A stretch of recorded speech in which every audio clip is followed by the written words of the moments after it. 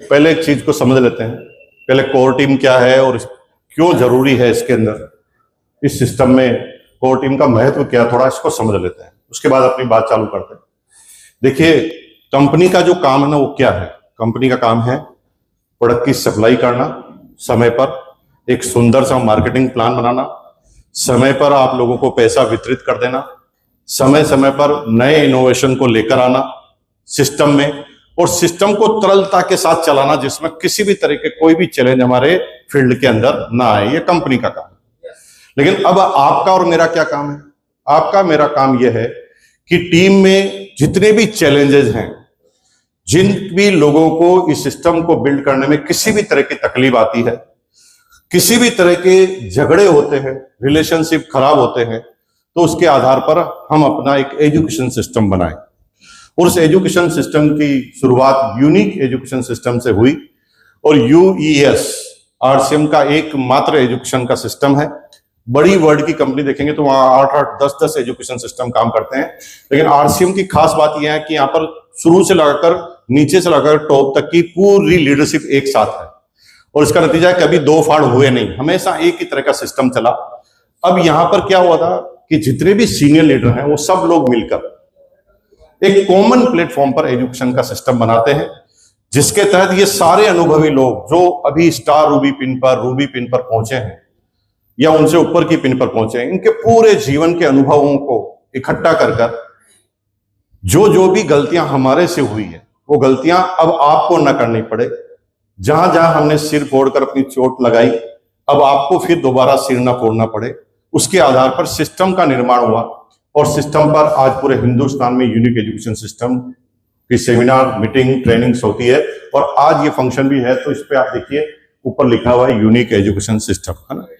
तो ये यूईएस आरसीएम अलग अलग नहीं है, आरसीएम का एक पार्ट है यूईएस। यूईएस काम करता है एजुकेशन पर, आरसीएम काम करता है प्रोडक्शन पर, सिस्टम पर, और तरलता हमारे सिस्टम में कैसी बनी रहे उसके आधार पर। अब हमारा काम क्या है? हम फील्ड की समस्याएं कंपनी तक ले जाएं, और कंपनी जो करना चाहती है उसको फील्ड तक ले जाएं।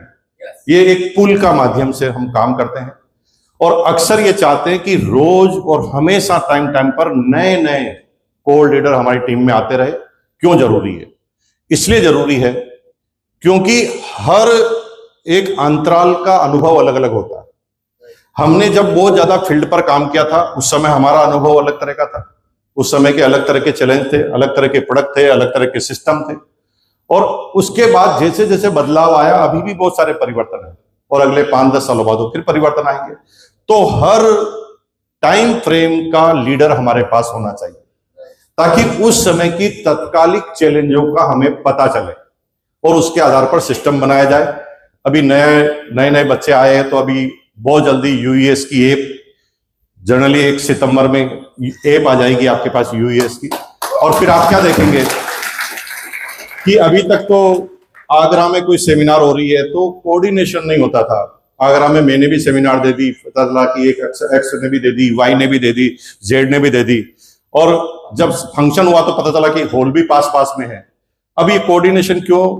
क्योंकि वो अंदर से नहीं चाहते थे ऐसा हो, लेकिन क्योंकि आपस में कोई कनेक्शन का सिस्टम नहीं था, इसलिए सब लोग अपना अपना काम कर लेते थे, जबकि हम 4 गुना ताकत लगा रहे थे।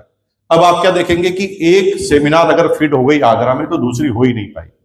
दूसरा, हिंदुस्तान में किस किस की सेमिनार कहां है आपको एक प्लेटफॉर्म पर नजर आएगी। तीसरा, आपको जो पोस्टर के लिए इधर उधर भागना पड़ता है, कहीं पर भी कोई पोस्टर नहीं मिलेगा, पोस्टर भी सब ऐप में मिलेंगे। जब भी आप किसी सेमिनार को क्लिक करेंगे तो उसी पर आएगा डाउनलोड योर पोस्टर, और आप पोस्टर को भी डाउनलोड वहीं का वहीं कर पाएंगे, और सब कुछ आप एक प्लेटफॉर्म पर देखेंगे। अब एआई उसके अंदर काम करेगा कि एक सिटी अगर यहां है और अगर पास में टूंडला है, तो वो टूंडला की सेमिनार लेगा ही नहीं, एआई कलेक्ट कर लेगा कि 60 किलोमीटर के दायरे में इस डेट में कोई दूसरा फंक्शन नहीं होना चाहिए। तो ये सब नई जनरेशन की वजह से हो रहा है। चलो बातचीत चालू करते हैं, सीधा पॉइंट पे आते हैं। देखिए, कोई भी आदमी प्रयास कब करता है, पहले इसको समझ। प्रयास कब करता है? जब उसे लगता है कि मैं सफल हो जाऊंगा। जब हमें पता रहता है कि हम असफल होंगे तो हम वहां प्रयास नहीं करते। जैसे एग्जांपल, यहां से रेलवे स्टेशन की दूरी 10 मिनट की है, बाइक से अगर जाएं तो 10 मिनट की है। तो अगर 1 मिनट ही ट्रेन छूटने में है और 10 मिनट का रास्ता है तो आप प्रयास करेंगे? आप हार मान लेंगे, आप सोचेंगे कि यार ये अब तो ट्रेन मिलेगी ही नहीं। लेकिन 10 मिनट है और 9 मिनट तो आप फिर भी प्रयास करेंगे, क्योंकि आप कहेंगे मैं थोड़ा अपनी क्षमताओं से तेज काम करूंगा और मैं वहां पर पहुंच जाऊंगा। इसका मतलब कि जब हमें बिलीव होता है कि ऐसा होने से मेरे जीवन में परिवर्तन आएगा तो हम सीखने के लिए तैयार हो जाते हैं। तो सबसे पहले आपके दिमाग को मैं खोलना चाहता हूं। किस तरीके से?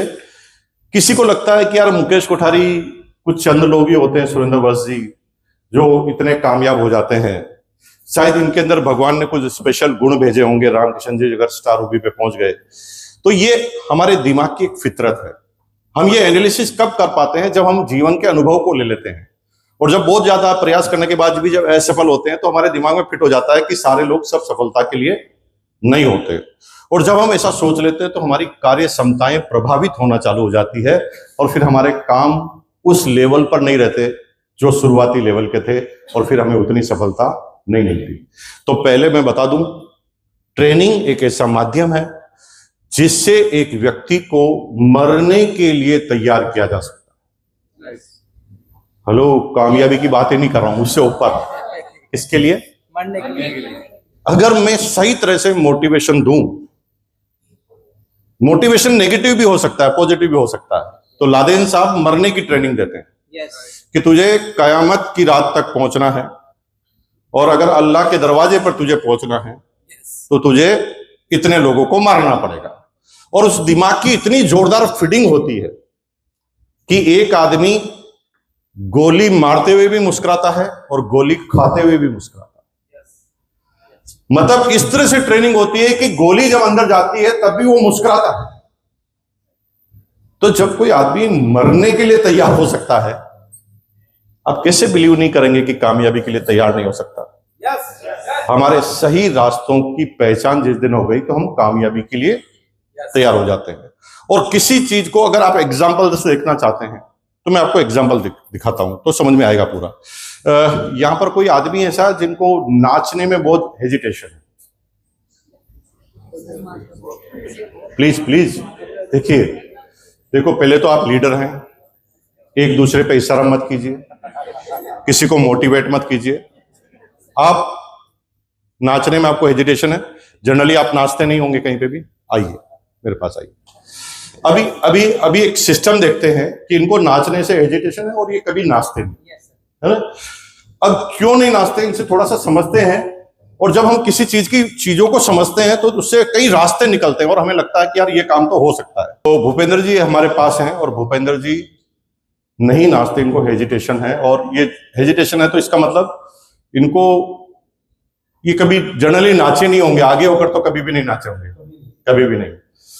अच्छा, क्यों नहीं नाचे? प्रश्न नंबर 1। जैसे हेजिटेशन है, ये तो अभी वर्तमान में, ये हेजिटेशन चालू क्यों? प्रोसेस समझ रहे हैं? और ये कुछ भी आपकी तरफ देखते हैं तो जी परेशान मत होना, इनकी हालत भी ऐसी ही है। तो ये जबरदस्ती आपको डराएंगे ऐसे घूर घूर के, तो आप डरनो मत।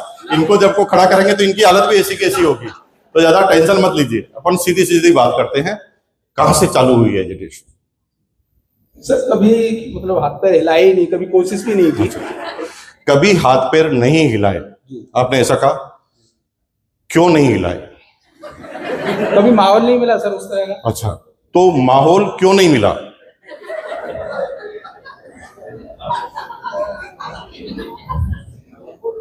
सर मैं परिवार में भी किसी की ऐसी कोई डांस नहीं किया, क्यों नहीं किया? नहीं किया। आंसर लास्ट है, पता नहीं। और आपका भी अंतिम आंसर यही है, कुछ पता नहीं। जब उसको थोड़ा खोदूंगा ना मैं, तो लास्ट में कुछ पता नहीं भाई साहब ये क्या प्रश्न कर रहे हो। बस नहीं नाचा तो नहीं नाचना यार भाई, इतना क्यों लंबा खींच रहे हो बात को, है ना? सबके दिमाग में यही चलता है किसी भी काम को करने से पहले। अगर मैं आपको आरसीएम से कहूं तो आपको लगता है कि यार मेरे से जो ज्यादा आदमी मिलेंगे नहीं, मैं ज्यादा बात नहीं कर पाऊंगा, लोग मुझे क्या कह देंगे, किस भावना से देखेंगे, लोग क्या कहेंगे, ये चाय बेचने आया है, शक्कर बेचने आया है, ये क्या काम है, इस तरह की आपके मन में बहुत सारे द्वंद्व। और वो काम करने से पहले एनालिसिस करवाते हैं और काम करने से पहले ही रोक देते हैं। जैसे मैं कहूं कितने लोग करोड़पति बनना चाहते हैं, तो कुछ लोग तो तुरंत हाथ खड़ा करेंगे, कुछ लोग ऐसे आधा हाथ खड़ा करेंगे। उनको थोड़ा कंफ्यूजन है कि बनेंगे कि नहीं बनेंगे, चलो खड़ा भी कर लेते हैं, दिख भी जाएगा तो ठीक, नहीं दिखेगा तो ठीक। कुछ लोग है ना हाथ निकालने वाले होते हैं, तभी उनका दिल कहता है तू बनेगा करोड़पति, शकल देखिए आईने में, और वो तुरंत वापस रख देता होगा, साला यार कोई कौन सा हाथ कर रहा हूं मैंने, हाथ खड़ा कर दिया तो भी चक्कर पड़ जाएगा। मतलब वो खुद ही एनालिसिस करता रहता है, कुछ कहने वाला नहीं उसको। दुनिया में कोई साइंस नहीं, कोई किताब नहीं, कोई ऐसा फॉर्मूला नहीं जिससे ये पता चले कि कौन कर पाएगा कौन नहीं कर पाएगा। हम अपना ही खुद एनालिसिस कर लेते हैं। राइट। अब जिन लोगों को सही ट्रेनिंग मिल जाती है वो टॉप पे चले जाते हैं, जिन लोगों को ट्रेनिंग नहीं मिलती वो ज्यादा दिमाग होते हुए भी नीचे रहते हैं।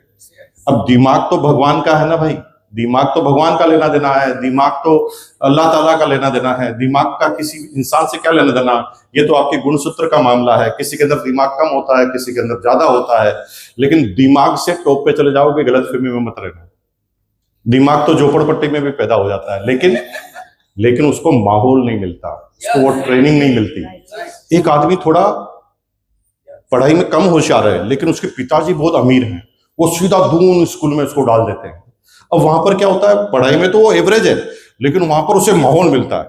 सारी दुनिया को बदलने की बात कर रहे होते हैं, कोई कह रहा सॉफ्टवेयर बनाएंगे, कोई कहता चांद पर जाएंगे, कोई कहता दुनिया को बदल देंगे, तो वो शुरू से ही बड़ा सोचना चालू कर देता है।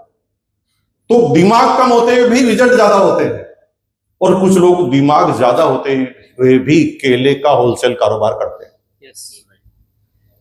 तो दिमाग से इसका कोई लेना देना नहीं है, ट्रेनिंग से लेना देना। तो भूपेंद्र जी, आपने अभी बताया कि मैंने इतनी देर भाषण क्यों किया, मैंने फालतू का भाषण इसलिए किया क्योंकि आप थोड़ा फेमिलियर हो जाएं स्टेज पर। क्योंकि जब आप आए ना तो आपके दिमाग में फिट था कि मुझे 2 मिनट में बिठा देंगे। तो ये उसी माइंड सेटअप से आए थे, लेकिन जब मैंने बात करना चालू की तो उनको लगा ये भूल गए। फिर जब इनको लगा ना भूल गए, तो अब इनको ये पता ही नहीं कि कितनी देर खड़ा रहना पड़ेगा।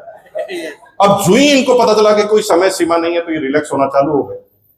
क्या पता उम्र भर, क्या पता 2 घंटे। और जो ही ये रिलैक्स हुए, इनकी बॉडी लैंग्वेज में परिवर्तन। और जीवन में जब भी हम कहीं रिलैक्स होते हैं तो हमारी बॉडी लैंग्वेज अपने आप बोलना चालू कर देती है। और जब हम एकदम नए नए किसी फील्ड में होते हैं तो घबराते हैं, स्टेज पर बुलाया तो एकदम दिल की धड़कनें धक धक करती है, सामने वाले क्यों घूर रहे हैं मुझे, इस तरह के मन में ख्याल आते हैं। तो अभी एकदम दिमाग में फिट कर लीजिए भूपेंद्र जी, इस पूरी ट्रेनिंग में 2 घंटे के सेशन में आपको वहीं खड़े रहना है। अब जितना मैं आपको इनको करूंगा, ये इतने दिमाग से फिट होते जाएंगे, फिर इनको टेंशन नहीं रहेगी। फिर ये थोड़ी देर बाद तो कहेंगे ले तेरे को जो करना कर। दिमाग में प्रोग्रामिंग फिट हो गई कि कुछ हो ही नहीं सकता। तो जब कुछ हो ही नहीं सकता तो फिर आप किसी से डरेंगे ही। देखिए, शुरू में मैं आपको कहानी सुनाकर डरा सकता हूं, लेकिन पहली बार में जो डर ज्यादा लगेगा, दूसरी बार कहानी में थोड़ा कम लगेगा। अब आपकी आदत ही पड़ जाए कि रोज कहानी सुने, तो फिर आप रूटीन में आते हैं। फिर कोई डर वाली भी कहानी सुनाए तो आप कहते हैं चल मैं खाना खाना चालू करता हूं, तू चालू कर। क्योंकि वो रूटीन का काम हो गया। और जब रूटीन चालू हो जाता है लाइफ में, तो ये डर वर सब अपने आप निकल जाता है। भूपेंद्र जी, आपने कहा कि आपने कभी डांस नहीं किया, एक हेजिटेशन थी और आपको मौका ही नहीं मिला। यूं समझ लीजिए कि ऐसा कोई माहौल नहीं बना, ये सब कुछ बना हुआ था। जब आप सोच रहे तो मौका नहीं मिला था, उस समय आपके घर का कोई ना कोई आदमी नाच रहा था। जब आपने कहा कोई मौका नहीं मिला, तब दुनिया के सारे काम कोई रुके हुए नहीं थे, सब चालू थे। बस आप अपने दिमाग की बत्ती को ऑन नहीं कर पाए और आप नाच नहीं पाए। सीधा सीधा उत्तर है कि आपने शुरुआत नहीं की, इसलिए हुआ ही। अब मैं आपसे कहूं कि नाचो, तो आप कहेंगे यार भाई साहब नाचना तो आता ही नहीं है, क्या करें? तो मैं आपको थोड़ा ट्रेन करता हूं, कैसे करते हैं। गौर कीजिए मैं क्या कर रहा हूं इनके साथ, और आपको थोड़ा हिट रहना है। इनको सिखाने के लिए आप आए हैं, इनके लिए कठपुतली नहीं है कि अपन डांस करेंगे और ये देखेंगे। हम दोनों गुरु हैं और जो हम इन दोनों को सिखाएंगे, है ना, सबको सिखाएंगे, उसी के हिसाब से आपको ट्रीट करना, राइट। तो अब आपके दिमाग में फिट है, आपने कभी डांस नहीं किया। अब मैं आपको जो जो आगे से आगे बताता जाऊं, इंस्ट्रक्शन देता जाऊं, वो करते जाइए। सबसे पहले ये सोचिए माइंड में कि हम दोनों दोस्त हैं, कई सालों बाद मिले, एक कमरे में बैठे थे, हल्का हल्का म्यूजिक चल रहा था, थम्स अप खुली हुई थी, नाश्ता पड़ा हुआ था, पुरानी बातें चल पड़ी थी, बातों में मंगीन हो गए। तभी मुझे पता चला कि बारिश आ गई। तो मैंने कहा पड़ोस में बनाता है एक बहुत अच्छा पकोड़े वाला, भूपेंद्र भाई, मैं पकोड़े लेके आता हूं। लेकिन मैं बाय डिफॉल्ट, मेरी आदत थी, सबकॉन्शियस मन में क्या होता, जब भी घर से बाहर निकलता था तो घर को बाहर से बंद कर देता था। तो रूम था, तो सबकॉन्शियस मन में मैं निकला बाहर, तो मुझे ध्यान नहीं रहा अंदर कोई है, मैंने बाहर से बंद कर दिया और पकोड़े लेना चला गया। अब आगे की सिचुएशन को भूपेंद्र भाई समझते। पकोड़े लेने चला गया, बाहर से मैंने बंद कर दिया, खिड़की खुली थी, खिड़की पर रेलिंग लगी हुई थी, खिड़की के अंदर कोई बड़ा चीज तो आ नहीं सकती, लेकिन बारीक बारीक चीजें आ सकती, राइट।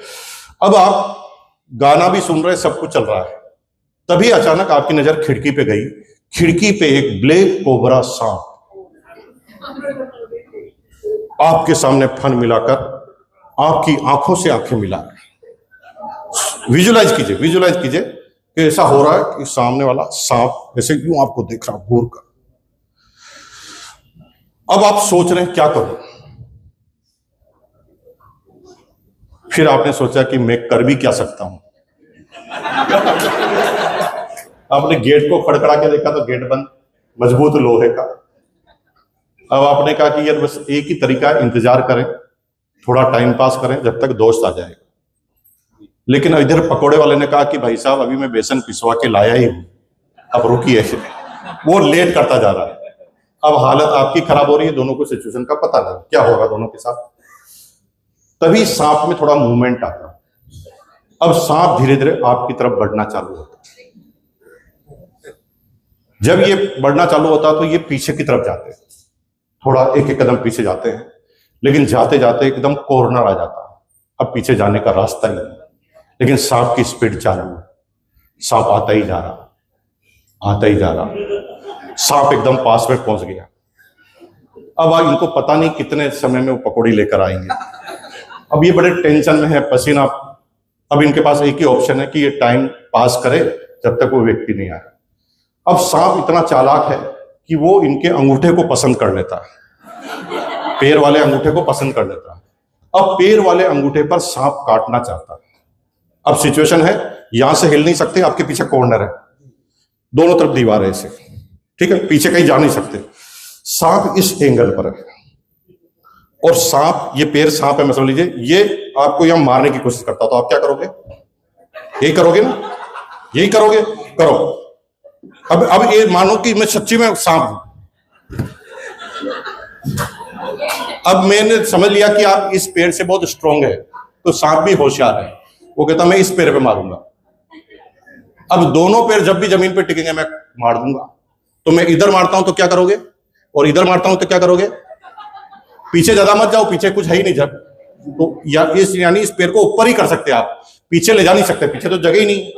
तो ऐसे करो, तेज तेज करो, तेज करो, तेज कर, करते जाओ।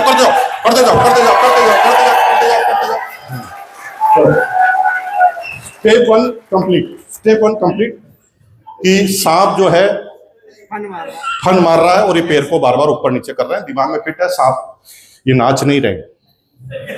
आपकी फिर समझदारी के लिए बता दूं, आप ये मत समझ लेना नाच रहे हैं, ये बेसिकली इस सिचुएशन में फंसे हुए हैं और ये पैर को टाइम पास कर रहे हैं, जितनी देर हो सके उतनी देर तक यूं कर रहे हैं ताकि तब तक दोस्त आ जाए।